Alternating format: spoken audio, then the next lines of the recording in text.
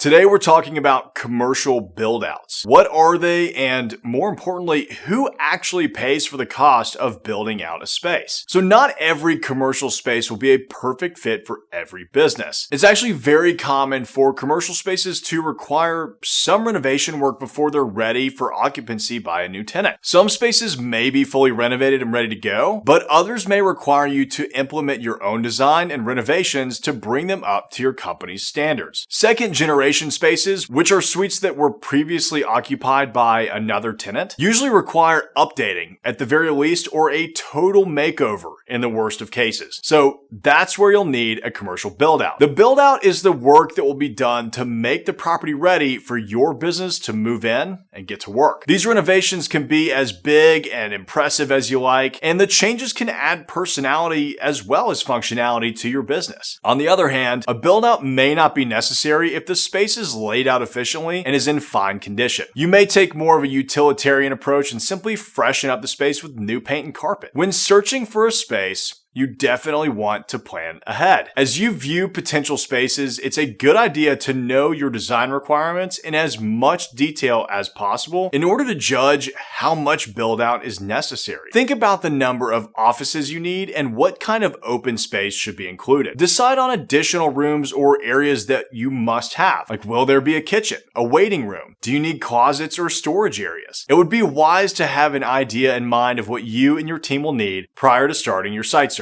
You'd be surprised at how many businesses forget that they'll need storage, especially if they have an open floor plan. Different types of spaces require different levels of renovation. Of course, if you're looking for office space, chances are good that you'll be able to find a space that's already prepared for your occupancy, or at least relatively close. If, on the other hand, you're opening a new restaurant, you'll likely need to plan for somewhat significant renovations. Keep in mind too that if you're going to be occupying the newest property on the block, something that was just recently developed, you'll likely be starting from scratch with your space's design, since you'll likely be looking at an empty shell space, which is also known as a cold, dark shell. So you're probably thinking, are commercial build-outs even worth the trouble? As you compare properties, the build-out will become part of your cost-benefit analysis alongside rent, location, and more. For example, you may find the perfect location, but that new space might not be functional for your business's needs. You'll have to decide if it makes sense to lease in that area and spend the money and time on the build-out, or if it's wiser for you to go somewhere else. Market conditions will also certainly play a role in whether or not you can find exactly what you need without the expense of a build-out. If there's a lot of product available in a down market, you may strike property gold without too much trouble. However, when demand is high, the best spaces are leased very quickly, and what you need just may not be available. In a hot market, you will likely have to modify the space or settle for a property that's just not ideal. Now,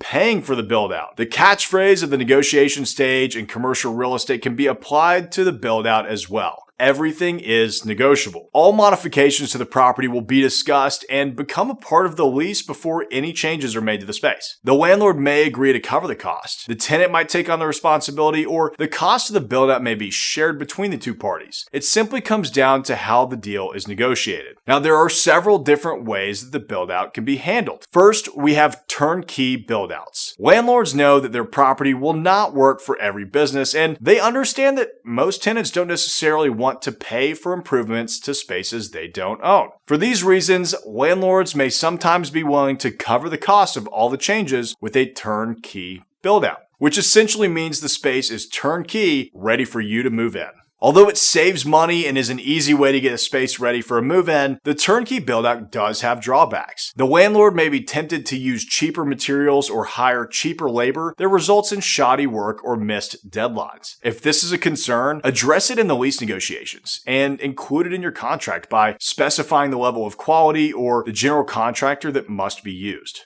Generally, this isn't a big problem though, because the alterations are reflections on the property, and the landlord will not want to decrease the value of their investment. However, you certainly need to cover all of your bases as a tenant when leasing commercial property. Next are tenant-controlled build-outs. If you'd rather have control over the process yourself, you might choose to pay for and manage the build-out. Even in this case, the alterations to the space will need to be mutually agreed upon, which typically means that you'll need written approval of your plans from the landlord. The difference in this scenario is that you're completely in charge of the construction. You hire the architect or contractor and you are responsible for everything, from the placement of electrical outlets to the construction of the walls. In this instance, you could also negotiate for a tenant improvement or TI allowance from the landlord to help cover all or some of the costs of the build-out. TI is often referred to in dollars per square foot. For example, if your space is 2,000 square feet and your landlord has offered to give you $20 per square foot for a TI allowance, that's $40,000 that may be applied towards the construction of your space. It's important to keep track of all of your expenses because you'll need to pay for any build-out costs above and beyond that original amount. And landlords will typically reimburse the TI allowance to the tenant following the completion of the build-out and receipt of all lien waivers and construction bills, so you'll need to prepare to come out of pocket for that build out on the front end.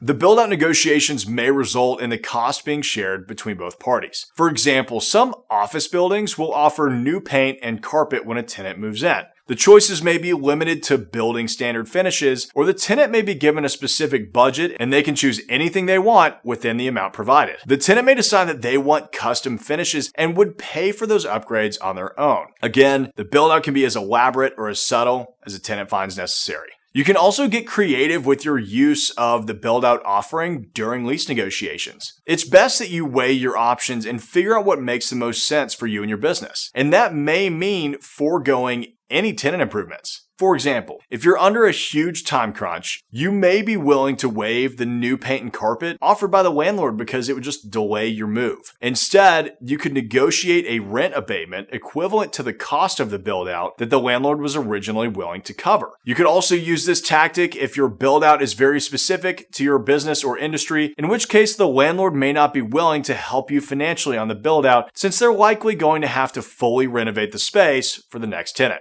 Compromises like this are commonplace in commercial real estate when you simply ask, and remember, everything is negotiable. That's all we have for commercial build-outs. If you're looking for more leasing tips, check out this playlist here. If you have any questions, leave me a comment below. I'll be happy to get you an answer. Be sure to subscribe to the channel for more content on commercial real estate investing strategies, leasing and management tips, market updates, and more.